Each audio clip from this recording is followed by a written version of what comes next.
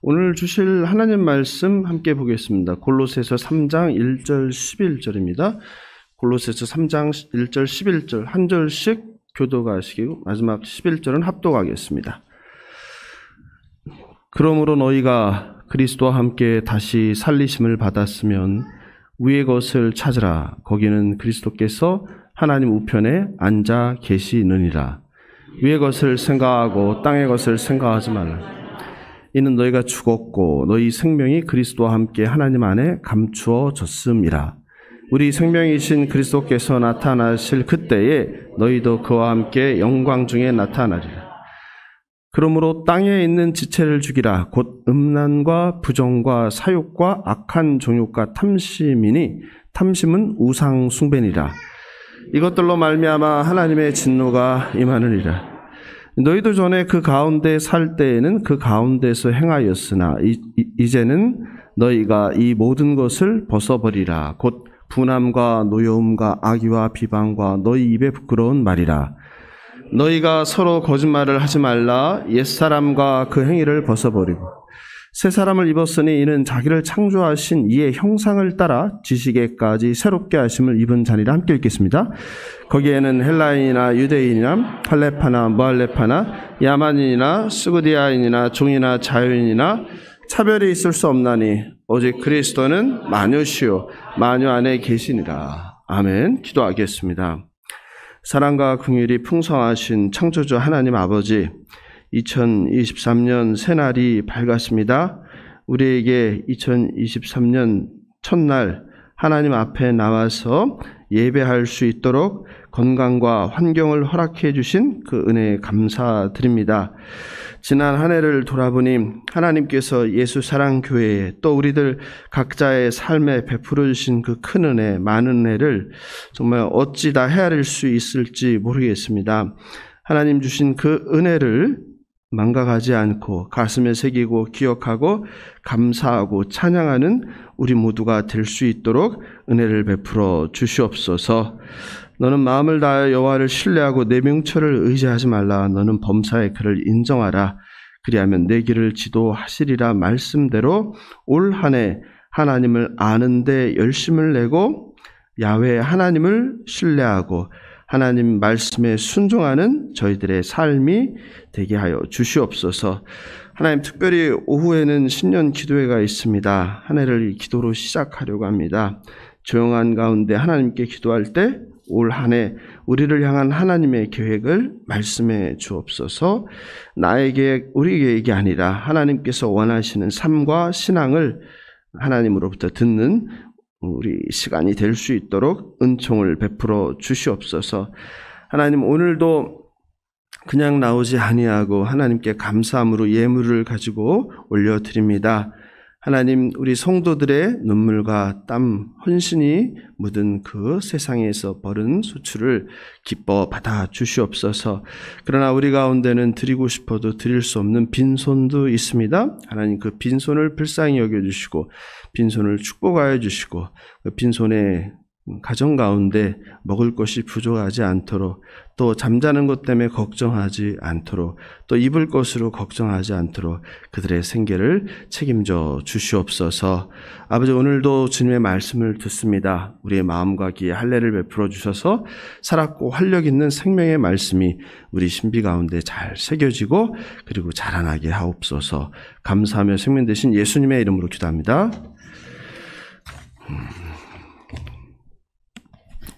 2023년 새해 첫날이 밝았습니다. 지난밤 송구영신 예배를 드리고 불과 몇 시간 만에 다시 만나게 되니 더 반가운 것 같습니다. 어제 늦게 가신 분은 1시 좀 가신 것 같은데, 그죠? 네, 피곤하실 것 같습니다. 새해 첫날을 허락하신 하나님께 감사와 찬양을 드립니다. 어제 송구영신 예배에 모든 성도님들이 앞에 나와서 한 해 동안 하나님께 주신 은혜를 나누고 또 기도 제목을 나누고 또 기억나는 것들을 함께 나눴는데요. 성도님들 참석 못하신 분들은 나중에 이제 영상으로 함께 나누면 아마 좋을 것 같습니다. 여러분과 가정 그리고 직장, 사업장에 올 한 해 하나님의 그 선하신 동행하심과 인도하심을 간구합니다. 매우 짧은 시 한 편을 소개하면서 시작할까 합니다. 내려올 때 보았네, 올라갈 때 못 본 그 꽃. 많이 들어보셨죠? 고은 시인의 그 꽃이란 시입니다. 굉장히 짧은 시이죠. 살다 보면은 정상을 향해 올라갈 때보다 정상에서 내려올 때 많은 것을 깨닫게 되는 것 같습니다. 사실 앞만 보고 올라갈 때 교만이 가득하여서 또 자신이 가득하여서 옆도 뒤도 볼 새가 없습니다. 사람들은 그러면 안 된다고 많이 충고하는데 그게 귀에 들리지 않습니다. 지금 옆과 뒤를 돌아보다가는 내 갈 길을 가지 못하기 때문에 정신없이 앞만 보고 계단을 올라가게 됩니다. 반면에 내려올 때는 자연스레 올라갈 때 보지 못했던 삶의 옆자리와 그리고 뒷자리를 보게 됩니다. 올라갈 때는 올라가는 그 정신에 팔려서 옆자리와 뒷자리에 있던 것들이 그렇게 중요하게 여겨지지 않습니다. 그 올라간다는 거, 위로 올라가는 것보다 그것을 능가할 가치가 없다는 것이죠. 그런데 내려올 때 보면 사실은 그 올라갈 때 놓쳤던 옆자리와 뒷자리에 너무나 많은 소중한 것들이 있지 않나라는 생각을 하게 됩니다. 그 중에 가장 대표적인 게 가족이라는 거죠. 가족. 사실 우리 가장은 사회에서 요즘은 맞벌이가 많지만 과거에는 혼자서 사회에서 일을 해서 가족들을 돌봐야 되기 때문에 직장 생활을 이른 새벽부터 밤늦게까지 하다 보면은 그렇게 죽기 살기로 살아남기 위해서 가족들을 부양하려고 애썼는데 이제 인생 노년이 돼서 가족이란 자리에 돌아와 보니 본인의 설 자리가 없죠. 낯선 사람이 되어버리죠. 그렇죠? 왜냐하면 엄마라는 존재와 자녀들을 양육하는 거의 모든 책임을 엄마가 맡았고 그리고 엄마와 자녀들과의 그 깊은 유대 관계 속에 낯선 이방인이 되어버린 경우가 많잖아요. 그런 것들도 하나의 예가 아닐까라는 생각이 듭니다. 올라가는 것이 자기 능력과 힘으로 사는 삶이라면 내려온다는 것은 오직 하나님만 바라보며 하나님의 도우심을 구하는 삶이라고 할 수 있겠습니다. There is no free lunch라는 영어 속담이 있습니다. 세상에 공짜가 없다는 뜻이죠. 그런데 사실 생각해보면요. 정말 우리 삶에 중요한 것, 필요한 것은 사실은 다 공짜인 것 같아요. 지금은 물을 사 먹지만 과거에 물은 공짜였죠. 그죠? 그리고 공기도 그렇고 또 우리가 딛고 사는 이 자연이라는 이 피조 세계 그리고 태양. 그래서 가치를 측량할 수 없을 정도로 중요한데도 불구하고 오히려 그 소중함을 간과하게 되는 것 같습니다. 이른 새벽 새들의 지저귐, 들에 핀 꽃 한 송이, 푸른 하늘, 뜨거운 태양, 파도 치는 아름다운 해변, 시원한 바람, 별이 반짝이는 밤하늘, 무더위를 날리는 소나기, 갈증을 잊게 하는 물 한 모금, 답답한 가슴을 확 트이게 하는 시원한 공기, 발을 딛고 살아가게 하는 이 땅, 이 세상에서 진정으로 소중하고 이렇게 아름다운 것이 사실은 다 공짜입니다. 이 모든 것이 사실은 창조주 하나님께서 우리에게 베풀어 주신 선물이죠. 나이를 하나둘 먹다 보면 자연에 대한 관심이 많아지는 것이 의례의 본능인 것 같습니다. 요즘은 그 남자들의 그 나이 먹어서 노망이 그 TV에 많은 자연인? 그죠? 그거 아니에요? 산이라도 하나 이렇게 사서 그곳에 가서 자기만의 세상을 일구며 살아가는 거, 그죠? 야생. 방송이 되게 많던데, 그죠? 저도 참 자연을 예전엔 몰랐는데 좋아하게 되는 것 같아요. 유튜브로 대자연과 식물원을 보다가 몇 해 전에 이제 천안에 있는 화수목 식물원이라는 곳을 알게 되었습니다. 오부영이라는 사업가가 은퇴 후 자신의 재산 150억을 투자해서 정원을 만든 거예요. 혼자서 야산을 13년에 걸쳐서 아름다운 정원을 만들었습니다. 사진 보여주실까요? 네, 이 150억 투자한 정원이에요. 배도 있는 것 같고, 그렇죠? 가보셨죠? 가까워서. 못 가보신 분도 계시겠지만. 이 한 사람이 이렇게 만들었어요. 놀라운 것은 여기에 이제 100m 길이의 폭포도 있습니다. 폭포가 원래 없던 곳에 야산에 폭포를 만든 거예요. 사계절 꽃들로 넘쳐나는 정말 아름다운 정원과 산을 만들었습니다. 그런데 좀 특별한 것은 오부영이라는 사람이 이 정원을 만든 이유예요. 그는 분주한 삶과 경쟁에 지친 사람들이 이곳에 찾아와서 안식을 하는 거예요. 쉼을 얻고 힐링을 얻게 하려고 이 식물원을 만들었다는 거예요. 제가 그거 얘기를 듣고 참 신기했어요. 은퇴하면 누구나 평생 고생했으니까 이제 벌어놓은 돈으로 안락하고 편안한 삶을 즐기면서 살고자 하는 것이 대부분의 인생의 마음인데, 믿는 자나 믿지 않는 자나 그렇죠. 그런데 어떻게 이분은 은퇴하고 번 150억을 전부 다 투자해서 이런 큰 위험을 감수했을까라는 생각이 들었어요. 그리고 그 목적도 현대인의 분주한 삶에 지친 자들에게 안식을 제공하려고. 좀 얼마나 대단한 생각입니까? 근데 더 놀라운 건 뭐냐면 이게 공짜라는 거예요. 공짜. 그죠? 네. 물론 최근에는 그게 시스템이 바뀌어서 돈을 내고 들어가요. 입장권을 사고 들어가는데 대신에 그 입장권 낸 것만큼 그 식물원 안에 있는 카페와 식당을 이용할 수 있죠. 이건 공짜죠. 예. 참 사장의 이야기를 제가 들으면서 제 자신이 참 부끄러웠어요. 그래서 너무 궁금해서 한 2번 찾아갔던 것 같아요. 저는 예수를 믿는다고 하면서도 교회를 다니면서도 평생을 저와 가족을 위해서 돈을 버는 일, 성공을 위해서 최선을 다해서 살았기 때문입니다. 교회를 다녔지만 남을 위해서 산다 생각하지 못했죠. 사실 자기 자신과 돈을 벌 목적으로 한 개인이 그런 엄청난 식물원을 만드는 것은 쉽지 않은 일입니다. 그런데 모르는 세상 사람들이 힐링을 얻고 자연 속에 기뻐하도록 전 재산과 은퇴 후 남은 인생을 투자했다는 그 사실 자체가 굉장히 감동이었습니다.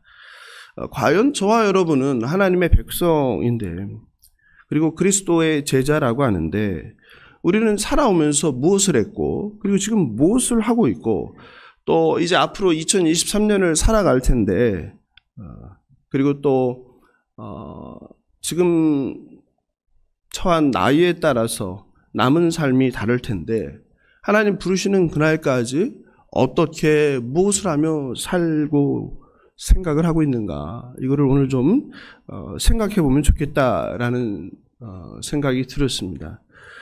오늘 우리가 함께 살펴볼 이 골로새서인데요. 이 골로새 교회가 위치한 그 골로새라는 곳은 터키의 이제 부르기아라는 곳에 있습니다.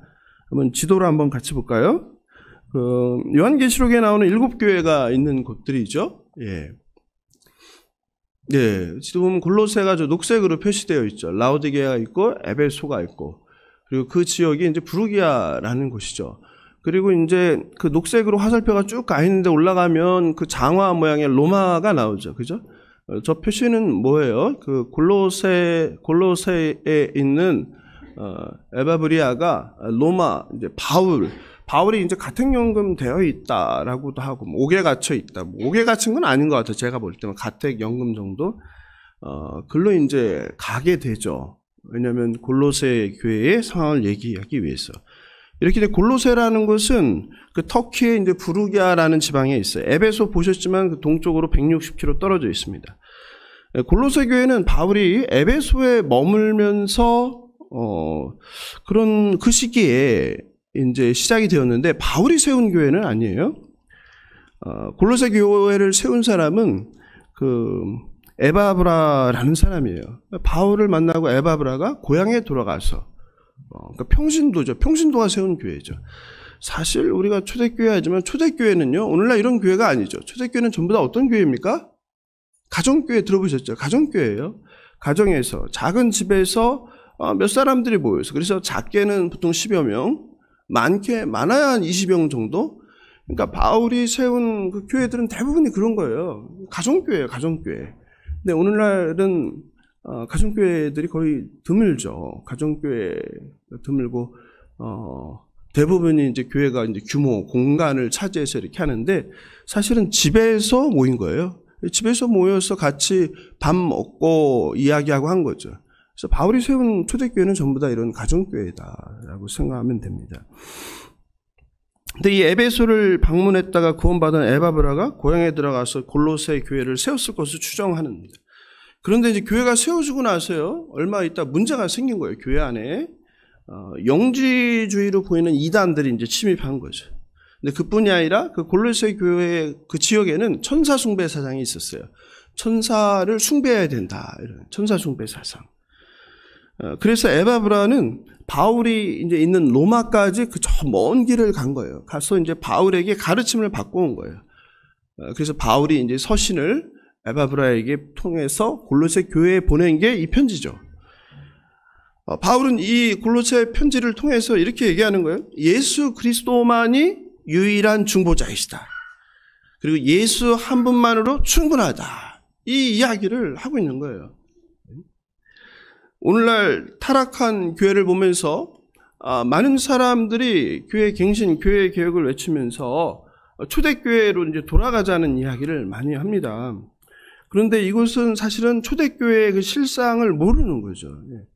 초대교회는 우리가 생각하는 건강한 교회, 완전한 교회였습니까? 그렇지 않죠. 초대교회는 문제가 많은 교회였죠. 오늘 우리가 본 것처럼 골로새 교회에도 이런 문제가 많았다는 거예요. 골로새 교회의 가장 큰 문제는 종교 혼합주의죠. 오늘날로 하면 거의 이단이죠. 영지주의, 그 다음 토착 종교, 그 다음 유대교, 그 다음 천사 숭배 세상, 그 다음에 로마는 어떤 교죠? 로마 황제 숭배 사상. 이런 것들이 막 짬뽕이 된 거죠. 그런데 초대교회만 그렇습니까? 오늘날 한국교회는 어떻습니까? 한국교회도 다르지 않죠. 한국교회가 사실은 순전히 예수만 믿는 것 같지만 그렇지 않습니다. 굉장히 오염되어 있죠. 훨씬 더 오염되어 있죠. 한국에 처음 복음을 전한 사람은 누굽니까? 주로 이제 유럽 출신의, 유럽에서 호주로 간, 아니면 유럽에서 미국으로 간 백인, 남성이 전했죠. 그러니까 그들의 그 출발점 자체가, 사고 자체가, 성경에 대한 이해 자체가 백인, 남성 중심의 사고, 또 그런 사회에서 존재하던 그런 것들이 한국교회에 전해진 거죠. 굉장히 중요한 내용이죠. 그러니까 우리가 한국에 맞는 상황에 재해석한 복음이 아니라 서양 백인 남성들이 생각하고 이해한 성경 해석 하나님, 그게 한국에 그대로 전해진 거죠. 우리의 상황과 상관없이. 대표적인 그것이 이제 근본주의라고 해요. 근본주의 들어보셨어요? 한번 근본주의 또는 뭐 세대주의, 또 문자주의 보통 이야기하죠. 성경을 그냥 어떻게 보는 거예요? 있는 그대로 이제 글자 그대로 믿는 거죠. 글자 그대로. 글자 그대로 믿으니까 성경의 무호성 굉장히 맞는 것 같고 신실한 것 같죠. 문제는 근데 취사 선택을 한다는 거죠. 본인이 원하고 바라는 것은 글자 그대로 믿고 본인이 불리한 것은 어떻게 해요? 글자 그대로 믿지 않죠. 이 문제죠. 근본주의가 그런 문제가 있는 거죠. 이 중에 있는 성도들의 한 거의 90%도 제가 봤을 땐 근본주의에 사로잡힌 분들이다 생각합니다. 왜냐하면 한국교회가 다 그러니까. 한국교회 토양이 다 근본주의예요. 왜냐하면 그 백인 남자 선교사들에 의해서 들어온, 그때 당시에 그게 근본주의였거든, 서양에서. 한번 들어보세요. 근본주의가 이제 어떤 건지. 성경의 역사 비평 해석을 금지합니다. 제가 계속 말씀하지만 성경은 어느 날 갑자기 무에서 뚝 떨어진 게 아니에요. 성경은 이스라엘 백성들의 삶의 현장에 있어요. 삶의 현장이라는 것은 사회죠.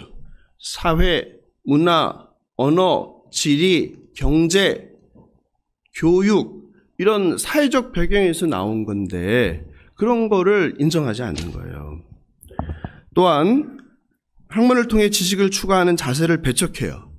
그리고 그냥 무조건 믿으라고 해요. 여러분 그렇게 배웠죠? 그게 근본주의예요. 무조건 믿으라. 의심하지 말아라. 그냥 무조건 순종해라. 따지지도 말고 믿어라. 사람을 굉장히 단세포적으로 만드는 거죠. 이게 근본주의예요. 근데 사실 그렇게 되면 누가 제일 편하냐면, 누가 제일 편해요? 목사가 제일 편하죠. 목사의 권위를 이렇게 넘어설 수 없죠. 목사가 제일 편한 거죠. 그리고 강조하는 것은 개인 구원이에요. 여러분 그렇잖아요. 예전에요. 제가 어떤 분이 와서 설교를 했는데 한 권사님이 나만 구원받으면 돼 이런 말을 하더라고요. 제가 충격을 받았어요. 제가 이게 전형이죠. 한국교회 근본주의가 낳은 잘못된 신앙. 그러니까 사회에 전혀 관심이 없어요. 남이야 죽든 말든 무슨 일이 나든 말든 그냥 예배당에 나와서 찬양하고 기도하고 그냥 나 구원 받았네. 이게 좋아하는 거예요, 그냥. 이게 근본주의라는 겁니다. 그리고 이제 주로 강조하는 것이 국가와 교회의 분리, 정치와 교회를 분리하는 거죠. 사실은 이 성경은 전부 다 어떤 얘기예요? 우리가 읽어보니까 정치 얘기죠. 정치 얘기예요. 근데 이걸 분리시키는 거예요. 그래서 세상 얘기를 하는 것은 속된 것이고 오직 뜬구름 잡는 얘기만 하는 거 이런 게 굉장히 영적인 것으로 이 이원론으로 이렇게 만드는 거예요. 이게 근본주의. 근본주의에다 영지주의가 짬뽕되어 있죠. 한국 교회가 그렇죠. 한번 여러분이 한번 지금까지 들어왔던 말씀이나 읽었던 거 한번 생각해 보세요. 다 그런 거 아니에요? 다 그래요. 여러분만 그런 게 아니라 다른 교회도 똑같습니다. 대부분의 한국 교회는 70% 이상이 다 보수 교회예요. 그리고 또 그런 목사님들, 세대주의 그 선교사들 배운 목사님들이 배워서 전하고 전했으니까 똑같아요, 거의 대부분이. 그나마 좀 이제 21세기 들어와서 이제 공부를 외국 가서 직접 많이 하고 언어를 능수능란하게 하는 그 신학자들이 나오면서 이런 좀 변화가 좀 서서히 생기기 시작한 거죠. 그러다 보니까 묻지도 따지지도 않고 무조건 미러가 대세고 사회나 타인에 관심은 없고 그냥 오직 나만 구원받으면 돼요. 이런 맹목적 신앙인들이 많이 넘쳐났죠. 근데 이것만 있으면 괜찮은데 문제는 뭐냐면 이런 근본주의에 뭐가 더해지냐면 한국의 토착 신앙 있잖아요. 있어요? 우리 권사님 있잖아요. 물 떠놓고 기도하는 거 있잖아요. 새벽에. 그죠? 정한수 떠놓고 기도해요. 이게 또 짬뽕이 됐죠. 왜냐면 우리도 하느님이라고 불렀죠. 하늘님. 그죠? 이게 짬뽕이 됐죠. 그냥 그것만 바뀐 거예요. 하늘님, 하나님 같은 거죠. 그죠? 그렇게. 그것 때문에 이제 한국의 기독교가 잘 들어올 수 있었다 하는 분들도 있어요. 거기다 샤머니즘, 무당, 그죠? 이런 게 같이 결합됐어요. 거기다가 우리 사회를 지배하는 종교가 불교잖아요. 불교가 짬뽕되고 또 유교가. 그러니까 골로새 교회랑 똑같은 거예요. 혼합 종교가 돼버린 거예요. 그 속에서 예수만이 길이요 진리요 생명이라는 예수의 복음, 예수복음 이거는 사라져버린 거예요. 막 뒤섞여 버린 거죠. 근데 이제 더 큰 문제는 7, 80년대 이제 경제 발전을 하면서 교회가 급성장을 하죠. 부흥을 하죠. 그러면서 교회가 이제 대형화지면서 크게 지면서 교회로 막 몰려들기 시작하죠. 그리고 교회를 가는 사람들이 중산층이 되고 잘 살고 하면서 이제 뭐가 짬뽕이 돼요? 기복신앙이 짬뽕이 되죠. 만모니즘이 들어가죠. 그걸 우리가 그 여의도 번영신학이라고 하는 번영신앙. 예수를 믿으면 번영한다. 예수를 믿으면 내가 잘 되고 우리 가정이 잘 되고 우리 직장이 잘 되고 우리 사업이 잘 되고 내 자녀들이 잘 되고 이게 번영신학이에요. 그 대표적인 게 미국의 수종교회 아니에요. 문 닫은 로버트 슐츠레. 그게 스승이잖아요. 주인공 스승. 그게 다 계보죠. 계보. 한국 교회를 완전 온통 어지럽혀 버렸죠. 그러니까 예수 복음은 없어지고요. 이상한 알라딘의 지니와 같은 그런 존재. 그리고 교회에 나오면은 다 잘 될 것 같은. 근데 실제로 그게 눈에 보이게 그랬죠. 왜냐하면 교회를 다니는 사람이 잘 되거든. 왜냐하면 교회를 많이 다녔으니까 누가 지식인들이. 또 특히 강남 개발되면서 강남의 대형 교회들 다 누구예요? 한국 사회 리더들이죠. 그러니까 예수 믿으니까 정말 잘 되는 것 같거든. 대체적으로 안 되는 사람도 있지만 그게 이제 맞물려 떨어진 거죠. 바울은 오늘 본문을 통해서 예수를 믿고 변화된 성도가 어떻게 살아야 되는지를 이야기하는 거예요. 그러니까 성경은 제가 계속 말씀드리지만요. 뜬구름 잡는 이야기가 아니에요. 너희들이 나의 백성들이 그리스도를 따른다는 자들이 어디에서요? 교회에서가 아니에요. 교회에서 잘하는 게 아니라 이건 소용없어요. 교회 밖 세상에서 보냄받은 일상에서 가정에서 얼마나 내가 가족에게 최선을 다하는가 겸손하게 이웃들에게 잘하는가 직장에서 얼마나 잘하는가 이거예요. 이거를 얘기하는 거예요. 그게 2절이죠. 2절을 같이 읽어볼까요? 시작. 위의 것을 생각하고 땅의 것을 생각하지 말라 그러죠. 예. 네.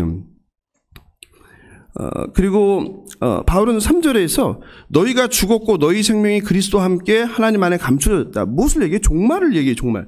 너희가 죽었다는 거예요. 여러분, 저와 여러분은 죽었어요, 안 죽었어요?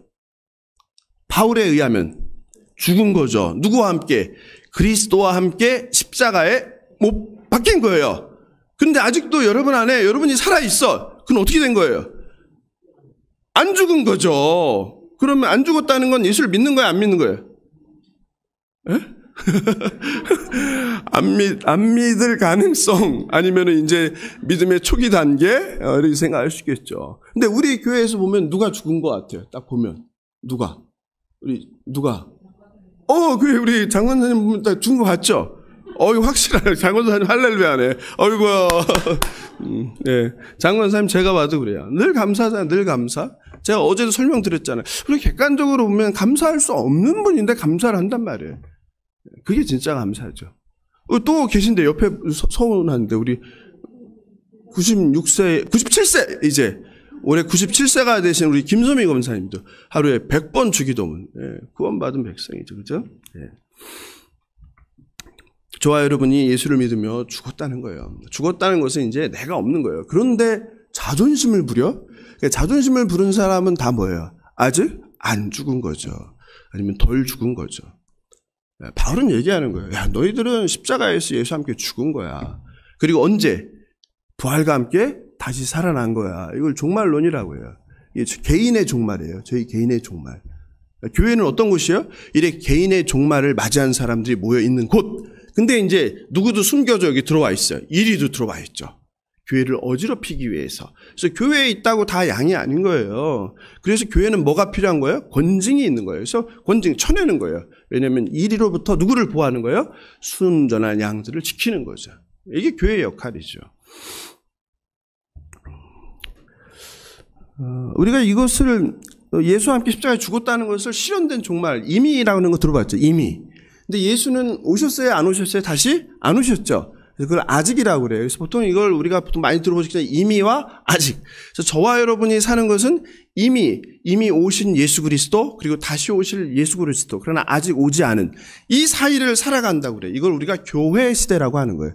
그러니까 저와 여러분은 바로 지금 교회 시대, 이미와 아직의 사이를 살아가고 있는 거예요. 그래서 세상 나라와 하나님 나라에서 어떻게 할 수밖에 없는 거예요. 갈팡질팡할 수밖에 없는 거예요. 그러니까 기이한 일이 아니에요. 목사님 저도 다를 바 없어요. 똑같아요. 늘 갈팡질팡하는 거예요. 이미와 아직 사이에서. 이제 예수께서 다시 오시면 갈팡질팡할 이유가 없죠. 이제 완전한 통치가 이루어지니까. 그런데 그 전까지는 누가 막 일을 해요? 사탄이 계속 일을 하는 거예요. 예수가 오심으로 해서 보통 우리가 신학적으로는 등을 꺾었다고 그래요. 등을 꺾었다. 등을 꺾었지만 아직은 사탄이 살아 있어요. 그죠? 그래서 영향력을 발휘하는 거예요. 그래서 우리가 시험 들고 사탄의 유혹에 넘어가고 하잖아요. 그런 상태, 그런 상태를 얘기한다. 4절 같이 볼까요? 4절 시작. 우리 생명이신 그리스도께서 나타나실 그때에, 여기 나오죠. 그때에, 예수께서 다시 오실 그때에 너희도 그와 함께 영광 중에 나타나리라. 이걸 얘기하는 거죠. 안타깝지만 성도들이 일주일에 한 번 교회에 나와 예배에 참석하는 거 말고는 세상 사람들과 구별되지 않을 때가 많은 것 같아요. 그래서 이런 말 들어보셨어요? 장례식장에 갔더니 그 사람이 교회 다녔더라. 그럼 그전에는 알았어요, 몰랐어요? 몰랐던 거죠. 네? 왜 몰랐어요? 구별됨이 없었던 거죠. 구별됨이 없었던 거죠. 교회만 다녔지 세상 사람들과 똑같이 더 높아지려고 하고 더 큰 힘을 가지려고 하고 더 많이 소유하려고 하고 인기와 영광을 누리려고 했습니다. 하나님과 재물을 겸하여 섬길 수 있습니까? 없습니까? 하나님과 재물을 겸하여 섬길 수 없다는 것은 예수님의 가르침인데, 근데 근본주의자들이 너무 저는 기가 막힌 게 성경을 문자적으로 이렇게 믿을 거면 믿어야죠. 근데 그걸 믿어야 안 믿어요? 믿지 않는 거예요. 자기한테 유리한 것만 믿는 거예요. 하나님은 사랑이시다. 하나님이 세상을 이처럼 사랑하사 독생자를 주셨으니 그를 믿는 자마다 영원 멸망치 아니하리라. 이런 좋은 것만, 유리한 것만 믿고 본인한테 불리한 거, 이런 거는 어떻게 해요? 안 믿는 거예요. 제가 근본주의가 잘못됐다고 생각하는 그게 가장 잘못된 거예요. 만약에 그것도 그대로 믿으면 저는 근본주의 존경해요. 저도 근본주의자였으니까 과거에. 근데 제가 보니까 그렇지 않은 거예요. 잘못됐다는 거죠. 성경은 성경이고 그냥 삶은 별개인 거예요. 더 큰 문제는 오늘날 맘모니즘이 투자라는 이름으로 이렇게 포장돼서 우리를 다가와요. 아파트 투기인데 아파트 투기라고 안 해요. 아파트 투자라고 그래요. 그거 얼마 안 됐어요. 원래 아파트는 다 투기였어요. 투기. 근데 투자로 바뀌었어요. 땅 투기인데 그것도 바뀌었어요. 어떻게? 땅 투자. 그 외래어까지 등장해서 우리를 헷갈리게 해요. 뭐라고? 자산 포트폴리오를 잘 짜야 된다. 이거는 이제 해석이 잘 안 되니까 뭐 무슨 문제의식이 전혀 없는 거예요. 분산 투자, 성도들을 현혹하죠. 그래서 자신이 하는 것이 투자인지 투기인지도 분별하지 못하고 그것이 잘못인지조차 몰라요. 문제는 잘못인지조차 모르는 거예요. 심지어는 교회에서 어떤 세미나까지 열어요? 재정관리 세미나를 열어요. 청년들에게는 주식 투자, 비트코인에 대해서 강의를 해요. 이게 교회가 할 일인가 생각이 많이 들어요. 세상이 부동산, 주식, 비트코인에 열광하며 몇 달 만에 몇천만 원, 몇억 원의 불로소득을 자랑할 때 그리스도인이라면 단호하게 어떻게 해요? 거절해야죠. 그게 다른 거죠. 그게 구별됨이죠. 만문의 지배를 받지 않는 거죠. 이게 그리스도인이죠. 성경이 가르치는 것은 불로소득을 아주 싫어하는 거예요. 우리 이사야서를 계속했지만 이사야서의 그 지도자들한테 하는 게 그거잖아요. 전에 전을 땅에 땅을 넓힌다. 그러니까 그때도 투기가 있었던 거예요. 그거 하지 말라는 거잖아요. 그죠? 성경이 가르치는 것은 땀 흘려 일해야 된다는 거예요.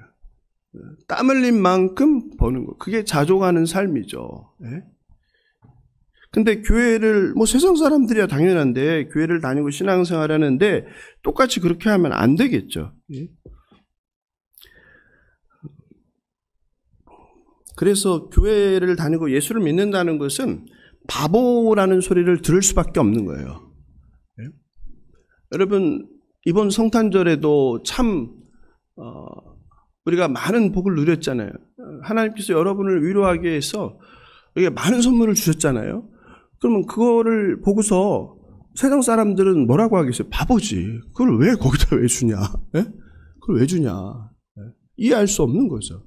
그러니까 예수를 믿는다는 건 바보가 되는 거예요. 바보. 그러니까 여러분이 바보라고 불리는 거를 싫어하면 안 되는 거예요. 내가 바보라고 불리면 내가 잘 살고 있구나. 이런 바보. 왜 손해봐. 잘 살고 있는 거예요. 그리스도인의 삶이라는 것은 그럼 바보가 되는 삶이에요. 바보. 세상 사람처럼 약삭 빠르게 계산기 두들기면서 사람들과 관계하고 나의 이익을 극대화하기 위해서 사는 게 아니란 말이에요. 그리스도인은. 그래서 그리스도인은 좀 이렇게 좀 약간 좀 멍해 보여야 돼. 멍해 보이는. 그죠? 약간 좀 뭔가 이렇게. 그런 면에 있어서. 이 성경이 분명히 이야기하잖아요. 5절에서 뭐라고 얘기합니까? 탐심은 우상숭배. 여러분, 탐심이 자본주의 사회를 사니까 너무나 당연하게 생각하는 것 같아요. 어쩔 수 없다. 그러니까 자꾸 우리를 하나님으로부터 멀어지게 하는 게 어쩔 수 없어. 이게 자기 합리화죠. 어쩔 수 없어. 지금은 어쩔 수 없어. 지금은 어쩔 수 없어. 이거는 어쩔 수 없어. 이렇게 자꾸 합리화하는 거예요. 그러니까 현실과 타협하게 하는 거죠. 단호하게 우리가 아니야 해야죠. 아니야. 단호하게 거절해야죠. 아니야. 근데 탐심이 우상숭배라는 우상숭배. 2023년 바라옵기는 우리 예수사랑교회 성도님들이 제발 부탁인데 그 맘몬 탐심과 싸워 승리하길 바랍니다. 거의 안 들렸어요.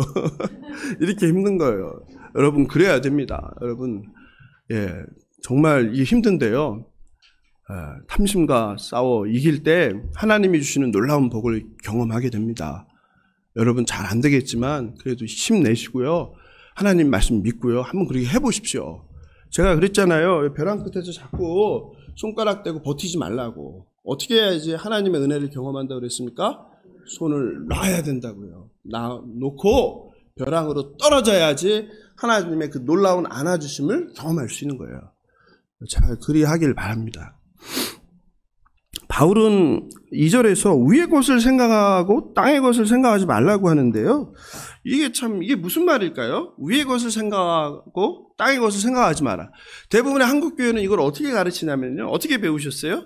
위의 것은 영적인 거, 그죠? 뭔가 신비한 거, 뭐 기도, 찬양, 말씀, 예배, 그리고 영적인 체험, 그죠? 이상한 거, 뭐 환상을 보고 환청을 듣고 방언을 하고 예언을 하고 막 이런 것들로 생각하는 게 이렇게 한국교회에 이제 깔려 있어요. 그렇게 가르치고.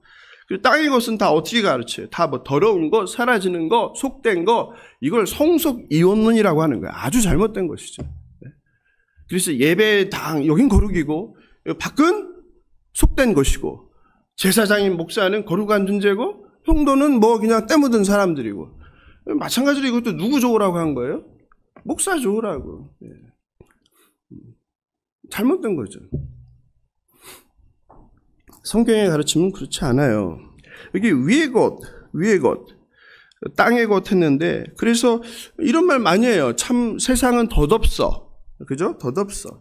세상은 썩어지고 사라져. 그러니까 오직 뭐만 의미가 있다? 천국만 의미가 있다. 이렇게 배웠죠. 이게 완전히 잘못 배운 거예요. 그러면 빨리 다 죽어야죠, 같이. 저도 죽고 여러분도 죽고. 의미 없는 이 세상을 왜 삽니까? 힘들게. 안 그래도 힘든데 복잡한데.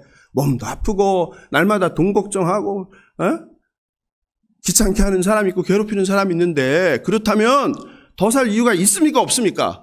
없지요. 왜? 우리는 구원받은 백성이니까 빨리 가야죠.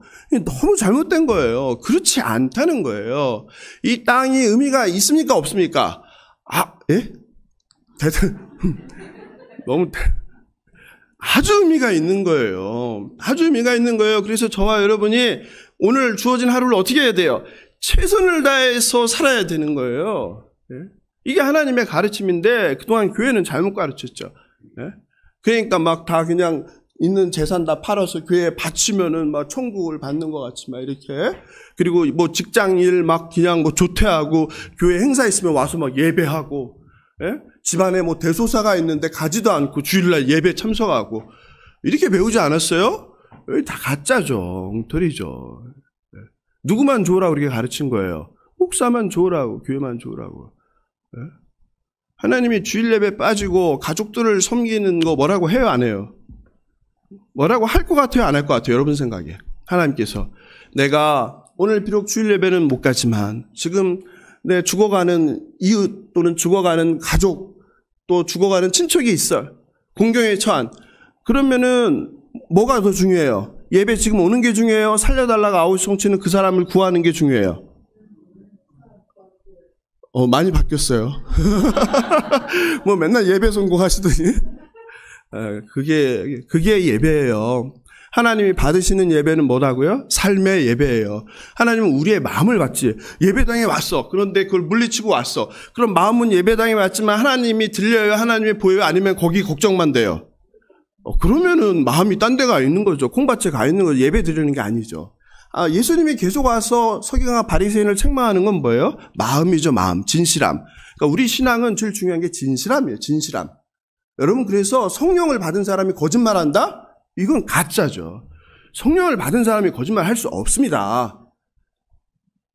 물론 단번에 안 되겠지만 거짓말하기가 힘들어져요.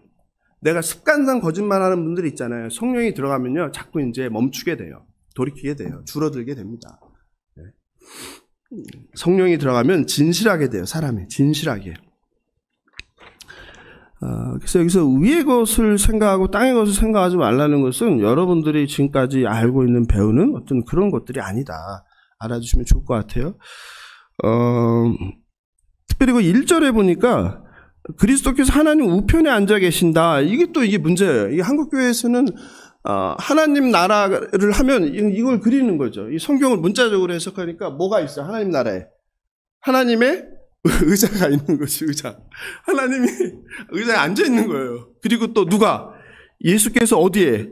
성경의 우편에 있다니까? 그걸 생각하는 거예요. 그러니까 하나님 나라 하면은 공간으로 또 생각하는 거예요. 그러니까 여기서도 1절에서 그리스도께서 하나님 우편에 앉아 계시니라 위의 것을 찾으라. 그러니까 위의 것, 하나님이 앉아 계시고 예수가 오른편에 있는 것, 이것도 생각하는 거예요. 그렇지 않다는 거예요, 여러분. 그래서 성경을 잘 배우셔야 됩니다. 하나님 우편에 앉아 있다는 것은 상징이에요. 뭘 상징하는 거예요? 예수께서 누구다? 이 세상을 통치하신다. 권세를 가졌다는 거예요. 그러니까 의자에 앉아있는 그게 아니라 예수께서 하나님의 우편에 앉았다는 것은 하나님께서 예수를 통하여 세상을 통치하는 권세를 주셨다는 거예요. 이 세상을 누가 통치한다는 거예요? 예수가 통치한다는 거예요. 그러니까 위의 것을 찾으라는 것은, 그러니까 내가 죽어서 천국에 가서 하나님이 앉아있고 그 옆에 예수가 앉아있는 그곳을 간다, 이걸 찾아라, 이게 아니에요. 또 거기에 가기 위해서 그런 걸 해라, 이런 뜻이 아니에요. 뭐 하는 거예요? 예수의 통치를 받아라, 이 말을 하는 거예요. 계속 얘기하지만 그게 뭐라고 그랬어요? 하나님 나라, 그게 천국이에요. 죽어가는 천국이 아니라 내가 지금 하나님의 통치를 받고 사는 것, 그게 천국이에요. 그게 이미 이 땅에 임한 천국을 말하는 거예요. 이해되시죠? 그런 삶을 산 사람이 죽어서도 그런 천국을 누리는 거예요. 계속 말씀드리지만 그래서 공간적 개념이 아니다라는 것을 여러분이 아셔야 됩니다. 세상의 어떤 권세나 정사도 최상의 권사인 예수의 통치를 받는다. 그러니까 천사를 숭배하라고 하는데 아니라는 거예요. 누구를 숭배해야 된다는 거예요? 오직 예수 그리스도 왕을 숭배하라는 거예요.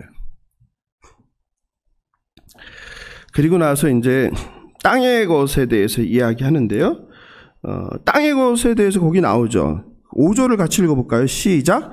그러므로 땅에 있는 지체를 죽이라. 곧 음란과 부정과 사욕과 악한 정욕과 탐심이니 탐심은 우상 숭배니라. 그리고 8절에 나옵니다. 계속 읽어보겠습니다. 시작. 이제는 너희가 이 모든 것을 벗어버리라. 곧 분함과 노여움과 악의와 비방과 너희 입에 부끄러운 말이라. 왜 여러분들이 그 잘못 배웠는지를 제가 설명을 드릴게요. 땅의 것이 무엇인지를 바울이 성경 본문에서 정확하게 얘기하고 있어요. 곧이라는 것은 같다는 거예요. 그러니까 땅의 것은 뭘 말합니까? 같이 읽어보니까 음란한 것, 부정한 것, 사욕, 악한 정욕, 탐심, 그리고 분내는 것, 이게 땅의 것이에요. 노여운 거, 악의, 비방, 부끄러운 말, 거짓말 다 들어가요. 이 중에서 한번 보세요. 자신한테 적용해 보세요. 나는 몇 가지나 되나? 내가 이게 많으면 나는 땅의 것을 사는 거예요. 땅의 삶을 사는 거죠. 5개나 되세요? 어저께 뭐 간증은 엄청 그럴듯하게 뭐 다 고침받았다, 뭐 새 사람이 되었다 하셨는데, 예, 5개랍니다. 한번 살펴보세요. 특별히 이 중에서 제가 말씀드리고 싶은 건 거짓말이에요. 많은 사람들이 어떻게 거짓말 안 하고 살아? 이런 얘기들을 많이 해요, 신앙인들이. 여러분, 그러면 안 됩니다. 신앙인은 거짓말 하지 말아요. 거짓말 할 것 같으면 입을 닫아야 돼요, 그냥. 예. 그냥 습관을 들여야 돼요, 이것도. 습관적으로 거짓말하는 사람 입장에 입을 닫아야 돼요. 하나님이 기뻐하지 않는 거예요. 죄예요. 큰 죄입니다. 또 분을 잘 내시는 분 있잖아요. 그거 어떻게 해야 돼요? 분 날 때마다 쳐야죠. 초복종실. 야, 또 분이 또 나오는구나. 내 성령이 없구나. 멈춰야지.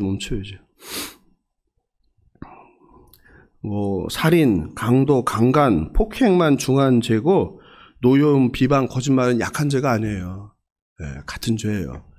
여러분, 내가 거짓말할 때마다 내가 살인했다 이렇게 생각해 보세요. 내가 화를 낼 때마다 내가 폭행을 했구나 한번 생각해 보세요. 아니, 사실 폭행이죠. 누군가에게 화를 내는 것은 그 사람이 뭘 당해요? 상처를 입잖아요. 폭행이죠. 언어 폭력이죠. 예? 그렇게 생각해야 돼요. 그러면 좀 제가 자중할 수 있게 되지 않겠어요? 예. 바라옵기는 우리 옛사랑교회 성도님들이 2023년 이러한 땅의 것, 땅의 지체 단절하고 하늘의 것을 쫓는 성도님들 되시길 주님의 이름으로 축원합니다. 위의 것을 한번 살펴보겠습니다. 위의 것 하면 아까 말씀드린 대로 거의 한국교회는 환상, 환청, 예언, 방언 이런 신비한 체험을 위의 것이라고 생각한다. 그런데 마찬가지로 바울이 말하는 위의 것은 그런 것이 아닙니다. 12절에서 15절에 나오죠. 12절, 15절 성경책 한번 같이 볼까요? 시작. 그러므로 너희는 하나님이 택하사 거룩하고 사랑받는 자처럼 긍휼, 동그라미, 자비, 겸손, 온유, 오래 참음. 그리고 13절에 용납, 용서, 14절에 사랑을 더해라, 15절에 평강이, 감사하는 자가 되라. 여러분 보셨죠? 위의 것이 뭐가 아니다? 이상한 신비로운 체험 절대 아닙니다. 그런 거 속지 마세요. 바울은 정확하게 땅의 것이 무엇인지 위의 것이 무엇인지 구체적으로 말합니다. 이렇게 성경은 구체적인 우리의 삶을 이야기하는 책이에요.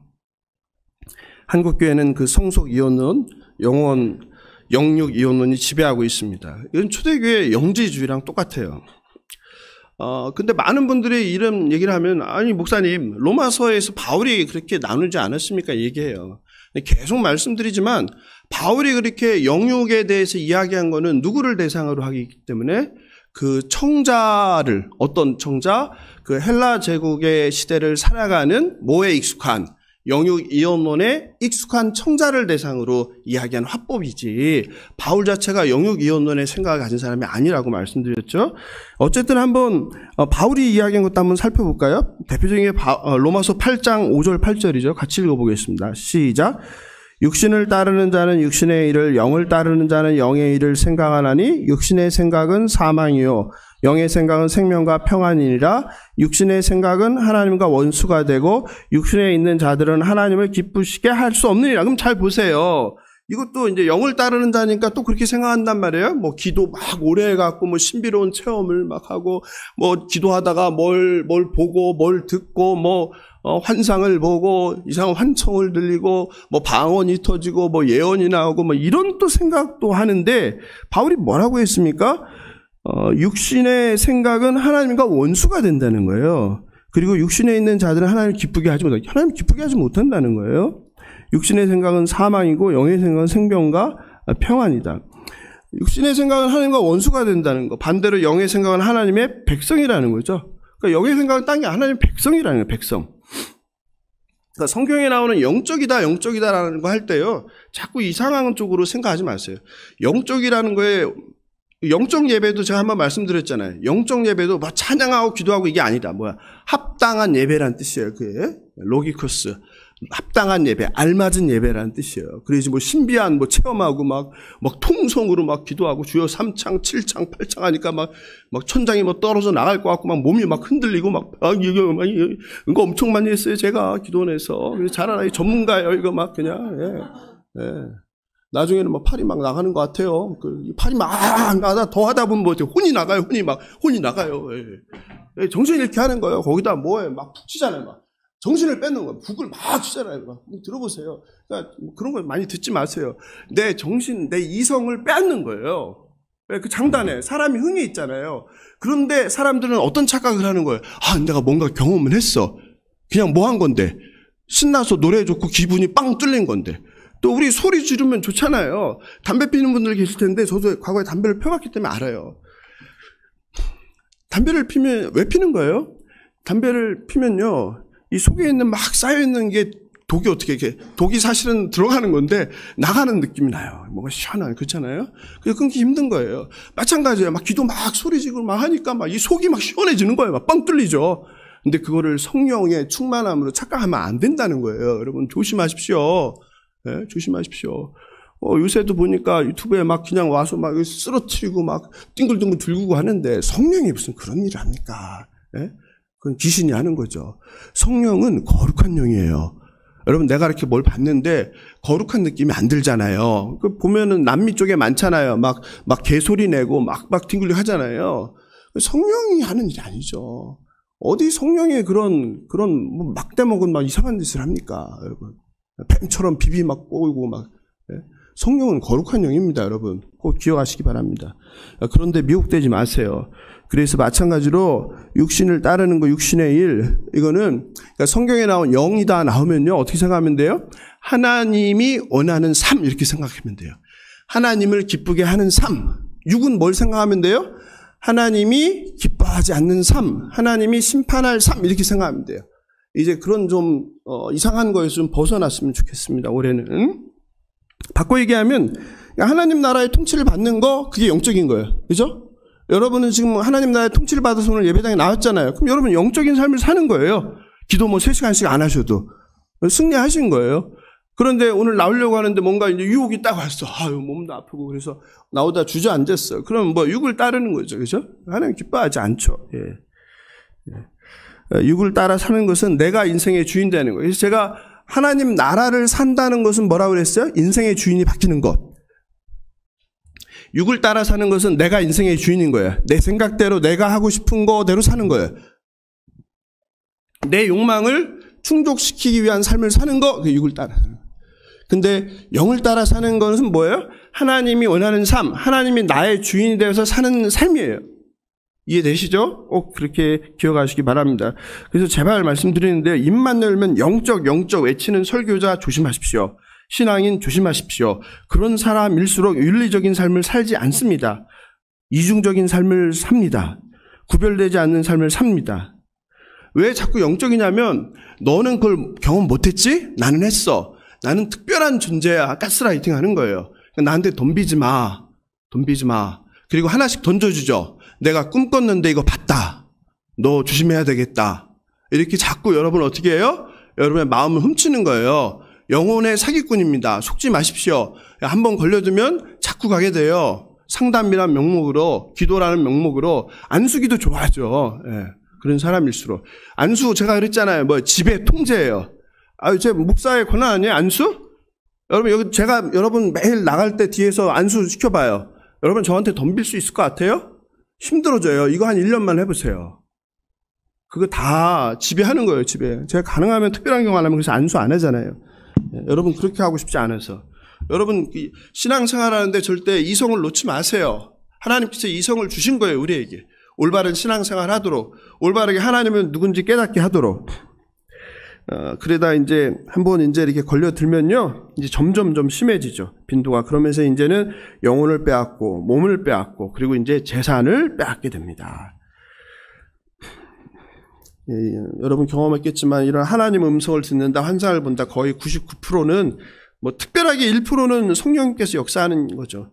근데 99%는 이단이나 사이비 교주들이 쓰는 수법입니다. 우리가 오늘 살펴본 것처럼 위의 것을 생각하고 땅의 것을 생각하지 말라는 말은 결코 추상적이고 모호한 말이 아니었어요. 하나님의 자녀들의 구체적인 삶의 실천이다. 이걸 꼭 기억하시면 좋겠습니다. 바울은 이렇게 성도의 정체성을 계속 강조하고 있는 것입니다. 그러면서 10절에 보니까 너희를 새로운 피조물이라고 하는데 10절도 여러분들이 잘못 알고 있을 것 같아서 제가 좀 설명을 좀 드리겠습니다. 같이 읽어보겠습니다. 10절 시작. 새 사람을 입었으니 이는 자기를 창조하신 이의 형상을 따라 지식에까지 새롭게 하심을 입은 자니라. 많이 들어보셨죠? 저와 여러분은 이마고 데이라고 했죠. 그죠? 하나님의 형상을 따라 지음받은 존재. 하나님의 형상이 무엇입니까? 어떻게 배우셨어요? 하나님의 형상. 창세기 1장 27절에 나오죠. 같이 읽어볼까요? 창세기 1장 27절. 자막 있나요?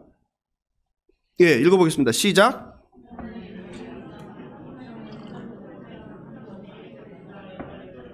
하나님께서 저와 여러분을 하나님의 형상대로 지었다 그래요. 그러면 하나님의 형상대로 지었다는 게 무엇을 의미하냐 이거예요.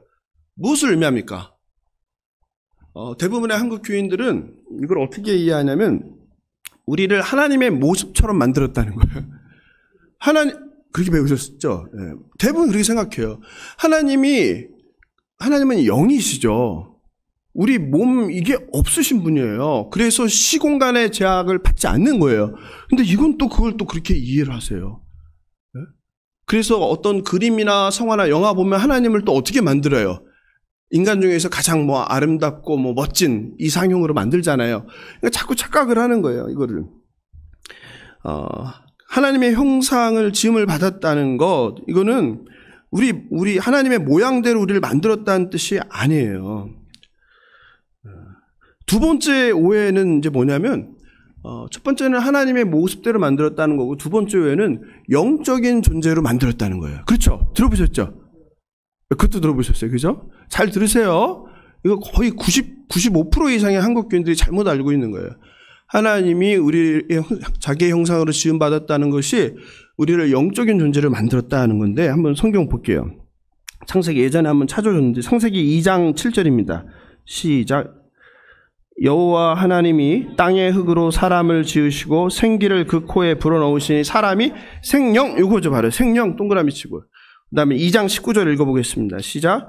여호와 하나님이 흙으로 각종 들짐승과 공중의 각종 새를 지으시고 아담이 무엇이라고 부르나 보시려고 그것을 그에게로 이끌어 가시니 아담이 각 생물을 부르는 것이 곧 그 이름이 되었더라. 그렇죠? 그러니까 하나님의 형상으로 만들어서 사람은 뭐가 됐어요? 영이 됐다는 거예요. 영혼이 됐어요. 영이 되었다. 근데 들짐승들은, 새들은 뭐가 됐어요? 생물이 됐다는 거예요. 뭐가 없다는 거예요? 영이 없다, 이 말인 거죠. 그러니까 사람은 영적인 존재고, 집에 개 키우시는 분들 있잖아요. 고양이, 개. 얘네들은 뭐가 없다? 영이 없다. 이게 다른 거다. 이게 하나님의 형상으로 지음받았다고 이렇게 가르친단 말이에요. 그런데 성도 여러분, 여기에 생명과 생물이 똑같은 단어예요. 히브리어로. 들어보셨습니까? 제가 제자 발음 가르쳐 드렸는데. 네? 생명과 생물이 다른 단어가 아니라 똑같은 히브리어인데 그걸 다르게 번역해놨어요. 누가? 한국교회가 아니라 신학자들이. 성경자들. 네. 신학자들도 무슨 생각이 있는 거예요? 사람은 다른 존재야 라는 생각이 있는 거예요. 그래서 사람은, 왜냐면 신학자도 그 옛날부터 배워오신 분들이니까 사람은 동물과 달라 이런 생각하는 거예요. 그거를 네페시 하야라고 하는데요. 원래 단어가 히브리어 네페시 하야, 이건 살아있는 존재라는 거예요. 똑같은 말이에요. 살아있다 이런 뜻이에요. 영적이다가 아니라. 이해되시죠? 굉장히 중요한 거라 말씀드렸습니다. 그러니까 인간이 동물과 다르다는 선입견을 가진 신학자들, 목사들이 똑같은 단어를 잘못 번역해서 한국교회가 전부 다 인간은 영적이고 동물은 영적이지 않은 것을 이렇게 알고 있는 거예요. 그러므로 사람은 영적 존재이고 동물은 아니다라는 주장은 히브리어 원어로 보면 잘못된 해석입니다. 마찬가지로 2장 7절을 근거로 사람만 하나님의 형상을 닮은 영적인 존재라고 말하는 것도 잘못된 해석입니다. 아시겠죠? 그러면 이제 마지막 결론이에요. 그렇다면 성도 여러분, 하나님의 형상으로 지음을 받았다는 것은 무엇을 의미할까요? 하나님과 똑같은 모양으로 만들었다는 것도 아니에요. 영적인 존재라는 것도 아니에요. 그러면 하나님의 형상으로 지음 받았다는 것은 무엇을 의미할까요? 생각을 해보셨습니까? 아니면 들어보셨습니까? 생각 안 해보셨죠? 안 해보셨을 것 같아요. 하나님의 형상으로 지음받았다는 것은 하나님을 닮은 삶을 사는 존재로 저와 여러분을 지었다는 거예요. 하나님을 닮은 삶. 하나님을 닮은 삶, 하나님께서 말씀하셨잖아요. 내가 거룩하니 너도 거룩하라. 거룩의 삶으로의 초청이에요. 하나님의 형상으로 지음받았다는 것은 거룩한 삶으로 부름받은 게 저와 여러분이라는 거예요.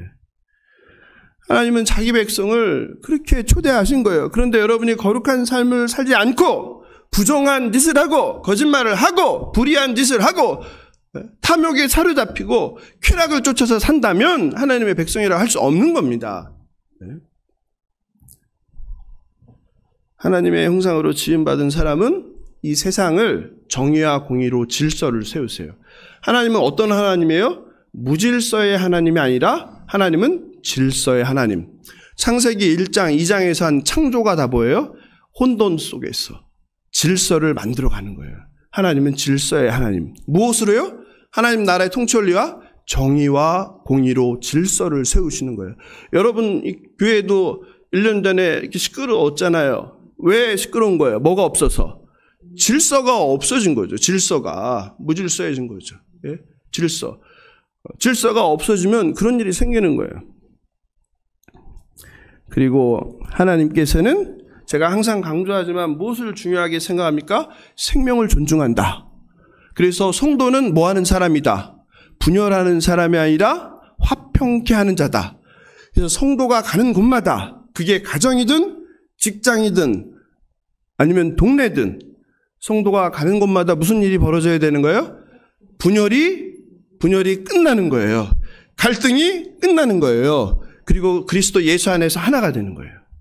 그런데 그렇지 않고 여러분도 보면 주변에 저 사람은 가는 곳마다 싸우고 분열이 생기고 갈등이 생겨요. 그러면 뭐예요? 하나님의 뜻대로 제대로 살아내지 못하는 거죠. 이해되시죠? 꼭 기억하십시오. 하나님의 형상으로 지음받은 존재는 거룩한 삶, 정의로운 삶, 그리고 생명을 존중하는 삶, 평화의 삶, 그리고 하나 뭐예요? 하나가 뭐죠? 제가 깜빡했네요. 진실한 삶, 진실한 삶으로 부르신 거예요. 그러니 전쟁, 여러분 자꾸 나라가 좀 시끄러운데 전쟁에 대해서 우리 그리스도인은 단호하게 어떻게 해야 돼요? 노! 해야 되는 거예요. 어떤 이유에서도 용납해서는 안 되는 거예요. 왜? 무고한 생명을 살상하기 때문에 전쟁이 있는 곳마다 그리스도인은 저항해야 되는 거예요. 어떻게 저항? 전쟁이 일어나지 않도록. 여러분 그게 그리스도인에게 준 사명입니다. 그걸 믿으시기 바랍니다. 이게 하나님의 형상으로 지음받은 존재가 해야 되는 역할입니다. 사랑하는 성도 여러분, 우리 주님께서 2023년 우리 예수사랑교회를 통하여서 저와 여러분이 바로 이런 삶을 살아내기 원하십니다. 땅의 것이 아니라 하늘의 것을 추구하는 것. 그것은 추상적인 개념이 아니고 어떤 신비한 경험이 아니라 하나님의 형상으로 지음받은 존재로 정의로운 삶, 거룩한 삶, 생명을 존중하는 삶, 평화를 추구하는 삶, 그리고 진실된 삶으로 저와 여러분을 부르시는 겁니다. 여전히 돈이 최고라는 만몬교, 날아가는 새도 떨어뜨린다는 권력교, 인플루언서가 되고 싶은 인기교, 배부르고 등 따스운 것이 최고라는 풍요교, 뭐로 가도 서울만 가면 된다는 다원주의교, 조상들이 돌봐준다는 조상교, 능력이 밥 먹여준다는 능력교, 학벌이 최고라는 학별교, 예수 믿으면 만사 형통한다는 만사형통교, 예수 믿으면 건강, 재물, 성공의 축복을 받는다는 삼박자 축복교, 예수 믿으면 자녀들을 잘 낳는다는 다산교를 예수교를 알고 있다면 버리시기 바랍니다. 예수는 그와 무관합니다. 예수는 마구간에서 나시고 십자가에서 죽으신 분입니다. 그리고 저와 여러분을 그 예수 제자의 길로 초청하십니다. 바라옵기는 올 한 해 여러분들이 좀 더 하나님 말씀을 깊이 묵상하길 바랍니다. 그래서 성경 일독을 하는 겁니다. 여러분이 평생 신앙생활에서도 성경 일독 못하신 분들이 계실 거예요. 그래서 날마다 성경 일독을 하고 또 그걸 하라고 수첩 다 받으셨죠. 수첩에 보면 여기 맨 앞에 그 체크란이 있어요. 성경 일독 체크하도록. 날마다 체크하면서 스스로 점검하셔서 딴 건 몰라도 2023년 한 해 모든 성도님들이 창세기에서 요한계시록까지 전부 다 빠짐없이 읽는 그런 말씀의 해가 되기를 예수님의 이름으로 축원합니다. 말씀을 마무리합니다.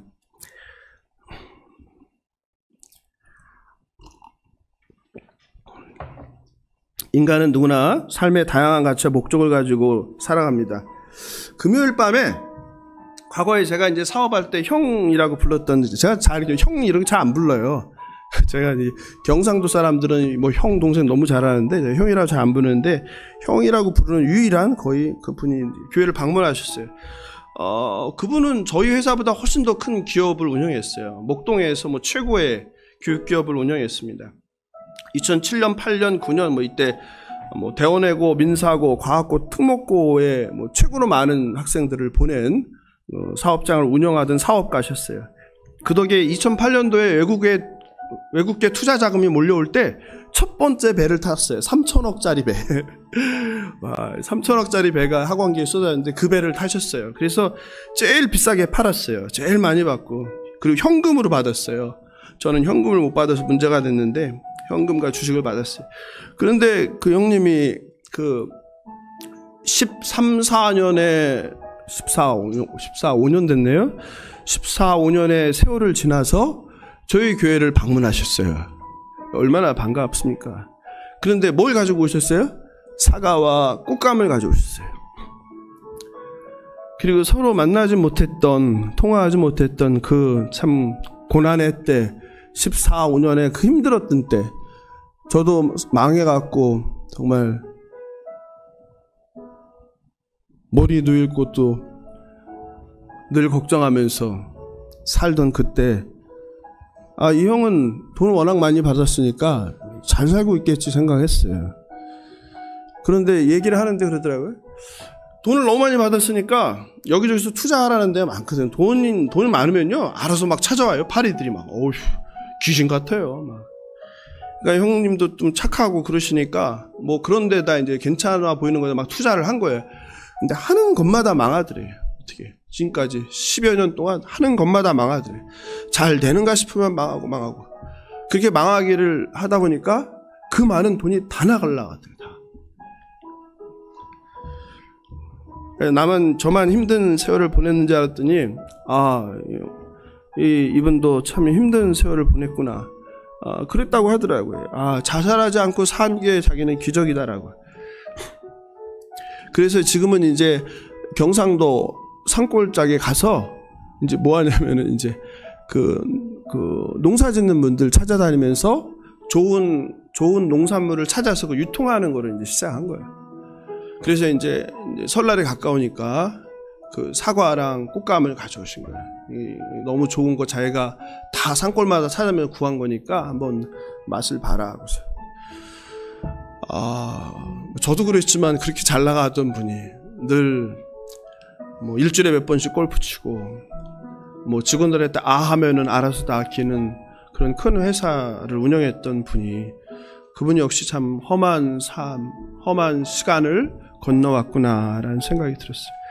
제가 그랬어요, 형한테. 형, 내가 보기에 예수님이 부르시네. 근데 계속 안 오고 계속 딴짓하네. 어떻게 살아볼 거라고. 우리 이사야서에서 배웠잖아요. 성이 무너졌더니 뭘로? 돌을 갖다가 성을 쌓더라? 이게 인간들인 거예요. 성이 무너졌으면 누굴 바라봐야 돼요? 하나님을 바라보고 도우심을 구해야 되는데, 뭐 성이 무너졌으면 돌 갖다 또 쌓으면 되지. 이게 인간이라는 거예요. 이분도 그랬어요, 형도. 저도 그랬죠. 그래서 제가 그랬어요. 형, 하나님이 부르셔. 옛날에 형수님이 돌아가셨는데 형수님이랑 교회 간 적이 있지. 지금 안 가죠. 자꾸 교회를 부르는데 교회는 안 가고 계속 일을 벌이니까. 그랬더니 그러시더라고요. 네가 보기에 그래? 나도 그런 것 같아. 그러시더라고요. 그래서 제가 우리 유튜브에 이제 가입을 시켰어요. 가끔 동생 거 들으라고. 사람이 마음으로 자기의 길을 계획할지라도 그의 걸음을 인도하시는 이는 여호와이십니다. 우리 인생이 뜻대로 안 돼요. 저도 제가 수원 수성고등학교 졸업했는데 서울에서 끝까지 살 줄 알았지, 다시 수성고등학교 졸업한 학교 옆에 교회 담임 목사로 올 거라고는 상상한 적이 없습니다. 이게 우리의 인생입니다. 만약 여러분이 하나님의 자녀인데 하나님이 주인이 아니라 여러분 스스로가 여러분의 인생의 주인 되어서 자신이 원하는 삶을 살아가려고 하고 있다면 그 길이 잘 될 리가 없어요. 잘 되면 안 되는 거예요. 왜? 하나님의 자녀이기 때문에. 하나님의 자녀는 내가 하고 싶은 길을 가는 게 아니에요. 어떤 길을 가는 거예요? 하나님께서 나를 선택하고 나를 세상에 보낸 이유, 목적대로 하나님이 원하는 길, 삶을 살아야 되는 거예요. 그래서 그러지 않을 때 하나님이 계속 막으시는 거예요. 저는 그걸 좀 40살 때 안 거죠. 그래서 이제 하나님께, 하나님, 내 인생 40년은 나를 위해서 살았는데 이제 남은 인생은 아버지를 위해서, 하나님의 교회를 위해서 살게요. 사랑하는 성도 여러분, 여러분은 어떻습니까? 여러분은 누구를 위해 삽니까? 여러분은 무엇을 위해서 살아갑니까? 여러분은 지금까지 무엇을 이루기 위해 살아왔습니까? 그리고 지금 무엇을 하고 있습니까? 그리고 2023년 무엇을 계획하고 계십니까? 혹시 여전히 내가 주인 되는 삶을 계획하고 있지는 않으신지요? 나의 이익을 극대화하는 일을 계획하고 있지는 않으신지요? 만약 그렇다면 하나님 기뻐하는 삶하고는 거리가 멉니다. 영적인 삶, 하늘의 것이라는 것은 하나님 기뻐하는 삶이에요. 하나님이 지으시고 보낸 뜻에 맞게 사는 길입니다. 바라옵기는 옛사랑교회 모든 성도님들이 우리를 선택하시고 우리를 위해서 십자가에서 죽으신 예수 그리스도, 그분이 나를 위해서 죽으심을 확신한다면 예수님을 위해서 남은 삶을 던져보면 어떻겠습니까? 오늘 뭘 먹을까? 뭘 입을까? 어디서 살까? 고민하지 마시고 오늘 내가 예수 그리스도를 위하여 하나님의 나라를 위해서 무엇을 할까를 고민하고 실천하는 2023년 날마다가 되시길 주님의 이름으로 축원합니다. 다 함께 말씀 생각하면서 선한 능력으로 찬송하겠습니다.